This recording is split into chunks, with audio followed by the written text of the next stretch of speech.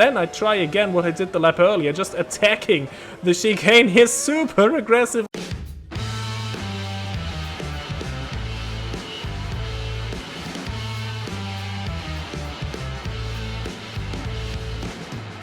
Welcome back to our 1999 Heinz-Harald Frentzen Formula 1 World Championship mission in Automobilista 2, which takes us across the Atlantic Ocean today as we will be racing at the Circuit Gilles-Villeneuve in Montreal, Canada. In real life, this race became one of the most remembered races of the season as it was the birth of the famous Wall of Champions in the final corner. 4 drivers crashed into that wall during the race, 3 of them world champions as Damon Hill, Michael Schumacher and Jacques Villeneuve all ended their race in the exit wall of the final corner. Our guy Frentzen crashed out due to a late brake failure close to the end of the race while running in second place, which was another very costly DNF as it would turn out later that season, as these 6 points could have been vital in the championship fight. So then it was a win for Mika Häkkinen, while it was a great day for the underdogs with so many high-profile retirements as only 10 drivers saw the checkered flag. In our season, we have some work to do to not drop further behind in the championship after scoring just 1 point in the last 2 races. The goal, as a minimum, is a podium finish today as Frentzen qualified 6th for this race, which should give us a good opportunity right from the start at a track where overtaking is much easier than on previous circuits. We should be in for a good one as you see the rest of the starting grid. Let's go racing in Montreal. Well, and here we are on the grid, and again, I forgot to set my camera and the HUD up previously or before the race as we go racing at Montreal, Canada, and it is not a good getaway because of all the setup work that we have done. We are challenged by Ralf Schumacher into turn 1, but that one bends the other way then into turn 2, and instead of being passed by Ralf, we actually managed to get past his brother Michael, so we're up to P5. Rubens Barrichello, starting from 3rd, had a poor getaway, and we immediately get an opportunity. We are brave, late on the brakes, into this chicane here, where we make it alongside. Barrichello gets the better exit, but still, we are close. The next corner is also an overtaking opportunity. If you're close enough, we're alongside. This time, the outside line is what we're taking. That corner bends towards the left, then in the second half, and we move past the steward of Barrichello. So immediately on this opening lap, we are up 2 positions in P4 now. Out of the hairpin, this will be the best overtaking opportunity on this track later this race if we're close to someone. As here you get a lot of slipstream running and then heavy braking into the final chicane, and there is the Wall of Champions that claimed 3 champions plus Riccardo Zonta that race, and has been remembered as the Wall of Champions ever since. And that has already been lap 1, and what started from here was a very exhausting race because our pace this time was good. We were able to keep up with Mika, maybe even get closer to him, but well, that is it. It has taken me almost 6 laps to get remotely close to him, to maybe be able to try something, as I will let you watch with the sound of the V10 engines now.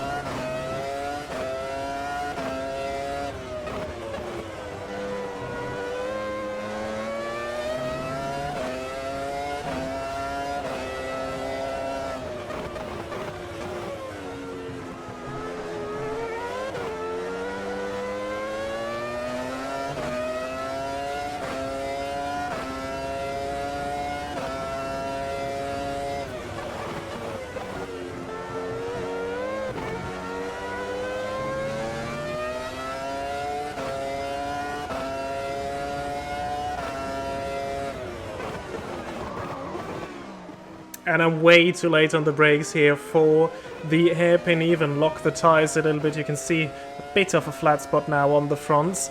And yeah, immediately that, I don't know, half a second is gone. And as you were able to see actually on that lap, we were quite close, but never really close enough to go for an overtake. It has taken us another lap to get back into this position, as we're still chasing down the Flying Finn.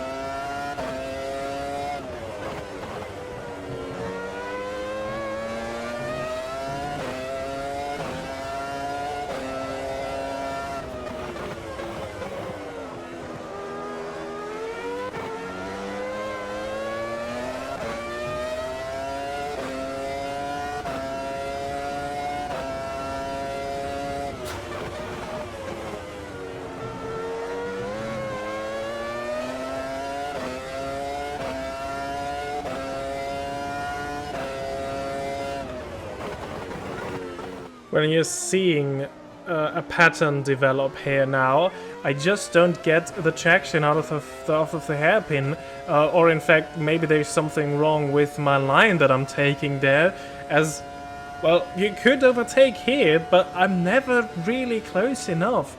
So I have to wait, maybe go all in through the chicane, which this time I did, and we're much closer going towards turn 1. Maybe there is an opportunity. Are we close enough alongside? Not really, as it is also not the best, not the biggest braking zone. We have another look here, but there's just no getting past. And I'm starting to regret what I said at the beginning of this video, that you can overtake here. Well, actually, I'm finding it extremely hard to get past anyone here, and in fact it was much easier in Barcelona and Imola, as I just don't get the traction out of all of these corners, and Mika is just going out so much quicker out of these corners, as again we're approaching the hairpin, and I'm really giving it everything. If I go early on the throttle, I will spin my car, and that is certainly not what we want. That has cost us in Barcelona maybe one position, but again, you see it here. Out of the final hairpin, or out of the hairpin, no chance. No chance. Häkkinen is gone, and then I try again what I did the lap earlier, just attacking the chicane here super aggressively, and I take a bit of too much of the sausage curb there on the inside, and almost straight on into the wall of champions we go. It is another little lockup halfway through the corner. We live to fight another day, but now, look in my mirrors, there's a lot of scarlet now, and in fact, it was more of a defending job now against Michael Schumacher, whom we passed on the opening lap. And yeah, now we tried to do the attacking. Well, we have to do the defending now, as look at that, Michael is close. Is it maybe the advantage of the car ahead out of the hairpin? No, it isn't, because Michael still gets a much better exit than we do. And he is close. Now what does he do? Into the chicane. I'm a bit early on the brakes, Schumi is alongside, but yeah, he doesn't fully pull through. He leaves us a lot of room there, which is actually quite nice of him. AI Schumi does that. I'm not sure if real Schumi would have done that. But still, this is now costing us time as trying to defend, because I now know track position is key for me. If someone passes me, I don't see my way fighting past them again, so better just stay ahead. Now we're just one spot off the podium, but at the moment I don't see us getting there. Schumi now having a look everywhere pretty much. For example here, we still stay ahead, but look at that. He even had to brake or lift out of that corner because he was so close. That might allow us a better fighting chance this time out of the hairpin. Again, he is too close too early. This time the bad exit was actually good for us, but I'm already trying to get the inside line there. And Häkkinen, just in these 2 laps, has completely flown away. Schumi has another look, but this time is even less decisive as the previous lap. Well, we're in lap 16 now. I even have to defend into the hairpin because he's now close everywhere. And it feels like I'm losing a second a lap to Häkkinen, and that is a bit extreme, but it is a lot of time that I'm losing to the McLaren ahead. There is only one last hope. Again, I started with a full tank of fuel, and as you will see in the top left now, we moved up 2 positions. So, in the pits were now Eddie Irvine from P2 and Mika Häkkinen from P3. So, and they haven't made it to the halfway point of this race. Maybe they will have to stop again, but, well, I'm not thinking about this at the moment. Actually, I must tell you, I haven't even realized that I'm up to P2 at this moment because I was so busy defending from Michael, and then it all goes wrong as I get a wheel on the grass there in the braking zone, and I do a Sebastian Vettel 2011 impression, a very good one actually, but yeah, also it ends with me losing a position as Schumi finally goes through and is up into second. Here is a replay of what happened. You will get a better look now from the outside. There it is. I go to the extreme outside, just get a wheel on the grass, and that unsettles me a bit. I actually stay on track, but yeah, it just compromised my run through that corner. And Michael swoops around the outside and is ahead. I have a little look in the following chicane, but yeah, no chance for me. Now, in the meantime, at the end of lap 17, Coulthard has been in from the race lead, and Schumi is now in as well. He just made it to the halfway point, so let's assume he is on a one-stop, as we are. Coulthard, Häkkinen, and Irvine will all need to have their second stints a bit longer. Well, I managed to get to lap 20 on the fuel, so I'm coming in for my pit stop now. Let's see what this does. These 2 in-laps were actually quite decent that I had, so maybe we even get a bit of an overcut running with a lighter car. The issue is the front left tire especially was a bit worn down, so I might have had a performance impact. I was setting personal bests at the end, but already in the top left you see I'm down to 4th. Now I was behind Michael, which would be 5th now. It might be very close with the Michael. It is very close. Now I get the advantage thanks to the pit exit, and now, oh dear. Well, Automobilista 2 doing Automobilista 2 things with that annoying ghosting at the pit exit, so Michael just drives cleanly through me as I was technically coming out ahead, and I think that I should have come out in 4th ahead of him and even stayed there. But well, what's you gonna do about it? We are now down in 5th, so we didn't really gain with that pit stop, but I have renewed confidence now with those fresh tires, because it was actually quite noticeable, the front left, that it was worn or flat spotted. So let's try it. Well, the traction is better than it was before, but still not good. But there is always the chicane. Attack it! Come on, do it! I do, look how close we are, and this might actually be a chance for a proper overtake on track past lap 1. Can we do it? We are close into turn 1, but a bit too careful on the brakes, and then I tried to run round the outside there. It's never gonna work. Almost made contact with the rear wheel there of Schumacher. No thanks, we have done that with David Coulthard in Interlagos, and it cost us probably a race win.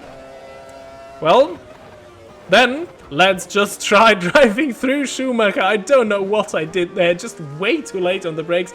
I didn't even have my wheel on the grass this time. I really don't know what happened. It was... Maybe I really just tried to drive through him like he did at my pit exit. And yeah, this is fully my fault. There's just no excuse there. Brain fart moment. I think this is my explanation. And there you see it. I have awarded myself a 10-second time penalty for causing a collision. Now Schumacher carried on just behind me. And we are gonna see a replay right now of that incident. Because, yeah, I don't even know what I was doing. I wasn't even close enough to try a move. Look at it here. I didn't even attempt to go for a move. I was on the white line with the right tires, but not over, I think, so I can't even blame the lack of grip on the grass this time. Well, we jump ahead in time, lap 31. We are in P4. Schumacher wants revenge as he wants to get back into P4, of course, with the 10-second time penalty that I have, with the 10 seconds that will be added to my time at the end of this race. He will finish ahead of me regardless, but yeah, well, he wants to do it on track, of course he does. He is Michael Schumacher, even if it is an AI. He is the Schumi. And yeah, now he may just do that, but you may have realized something. Top left, I'm up to 3rd. And that is because Mika Häkkinen is in the pits again. Coulthard and Irvine still out there, still leading this race. As, oh, and Arrows gets in the way of me. Oh, and that is poor behavior by the back marker. Schumacher briefly alongside, but still, he now gets in the way of Schumacher, and we just stay ahead. But that was a bit of a shocking moment. I was so busy even explaining the current pit situation, I almost missed that. But that was some shocking blue flag behavior. We will see a replay now. Look at that. We haven't seen much of the Arrows, and I didn't like what we saw there. So, he's very slow there, but he slows down, but gets in the way of me there. He just gets on the racing line. Schumi senses his opportunity, and then he just stays on the racing line towards the exit. I anticipate that and move past, but, well, he then goes in the way of Michael. Let's see Olivier Panis. How does he do that? Well, very clearly, as we're up into the race lead. So, Coulthard and Irvine in the pits as well, with just 4 laps to go, including this one. And that means we're now in a fight for the race lead. And also there has to be some sort of consideration for me, because they have been in the pits, so they will be quite far behind us. I don't know the gaps exactly at the moment, but it might be more than 10 seconds actually. So is it worth to just let Michael by now, as he will finish ahead of me anyway, as I assume he's going to the end, as he finished at the end of lap 18, so he should make it on his second tank of fuel until lap 36. So maybe just let him by and try to follow him instead of fighting, which I do right now, and lose time. And there is the prime example. I run wide into the hairpin, and now Michael slips through anyway. So that is a decision I won't have to take now. So let's just go as quick as I can to try and see if we can salvage an unlikely second from this race. As what is that? Michael's in the pits. Michael with just 3 laps to go, also in the pits. Oh, McLaren and Ferrari have got it all wrong in their fuel calculation. Look at that. The gap to Coulthard in second, 11.2 seconds. 3 laps to go, and I have a virtual gap of 1.2454 seconds to P2. So I can actually win this race. And let's look at it. I'm going into the final lap right now. I am fine on fuel and I'm pushing as hard as I can. I cannot slow down right now. The gap is down to 10.5 seconds. I just need not to lose more than half a second to David Coulthard, and I would actually win this race on strategy. Jordan have pulled an absolute stunner here in terms of strategy. Now it is all down to Heinz-Harald Frentzen, aka me in this case, to get it to the end, get it over the finish line. It was a quite clean race so far. We had this moment with Michael, which actually puts me in the situation that I have to push right now. Had I just known this before, I may have not tried as hard to stay close to him. But well, it might all be worth it in the end. Final time into the hairpin again, I run wide. No, I lose the car. I lose the car. And that is definitely more than half a second that I've lost. Oh, Coulthard is going to win this race because I bottle it again for the second time this season. I throw away a race win. It might be even close to second with Eddie Irvine. Strong race for him in the Ferrari.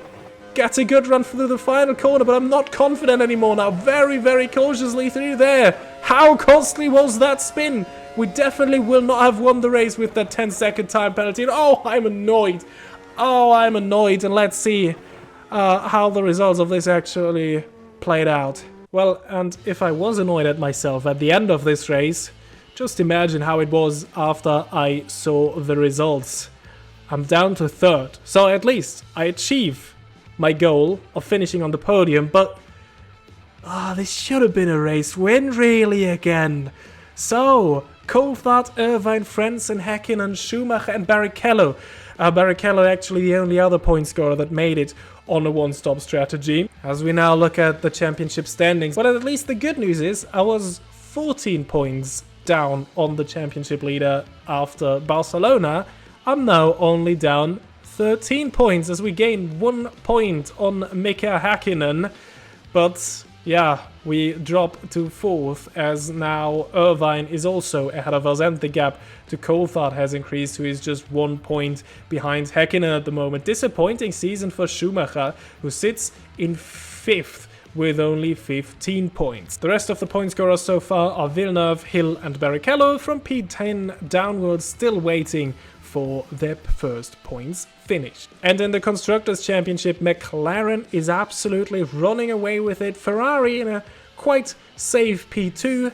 Jordan then almost clearly into P3. And then it gets a bit more interesting from P4 to 6 as Williams, BAR and Stewart are quite close together there. And that has been it for the Canadian Grand Prix 1999 in Automobilista 2.